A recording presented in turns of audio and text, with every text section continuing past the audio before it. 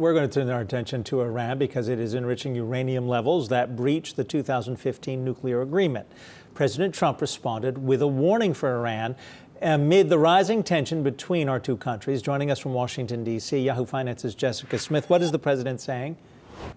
Well, the president is issuing that warning, saying Iran can never get a nuclear weapon. This comes as Iran did announce it is ramping up uranium enrichment, breaking that 2015 agreement. Now, the UN's nuclear watchdog still has to verify this, but this move is inching closer. It moves Iran closer to levels that they would need for a nuclear weapon, but it's still very, very short of that level. And Iran says that the increase is purely rooted in economic priorities. Basically, Iran argues it can do this because the U.S. pulled out of that 2015 nuclear agreement. Of course, President Trump sees things differently. He said that Iran can never have a nuclear weapon. He said the country is doing very bad things. Here's what he told reporters over the weekend.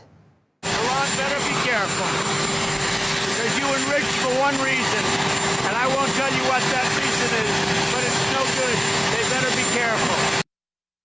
President Trump also slammed the Obama-era nuclear agreement over the weekend when talking to reporters, saying that if he were to come up with a deal with Iran, then it would be much longer lasting. It would make sure that the country never had a nuclear weapon. But at this point, it's not clear. It doesn't look like Iran is willing to come to the table and negotiate on this after the president pulled out of that 2015 deal. But this comes, as you mentioned, amid all of these rising tensions. We had the drone being shot down. We had tanker attacks. So this is something that lawmakers are going to be keeping a close eye on once they get back to Washington this week.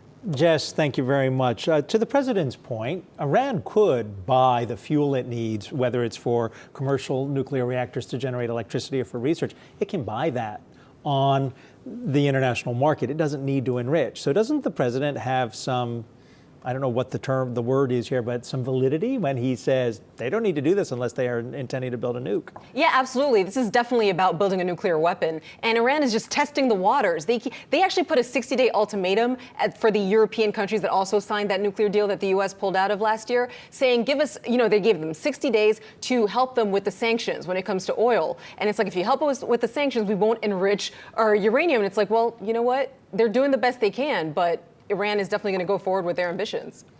Well, you have to wonder, though, to take a step back, are the ambitions, nuclear ambitions, for the sake of nuclear ambitions, or is it merely as a lever to try to get some of those sanctions removed because economically the country is hurting? That appears to be what's going on. Of course, this only happening because the deal was rejected by this administration. Yeah, right? I think what their ambitions are incredibly unclear, but I think what you talked about at the top of the show is very important. Are companies, are global companies prepared for a world with even higher oil prices because of these rising geopolitical risks?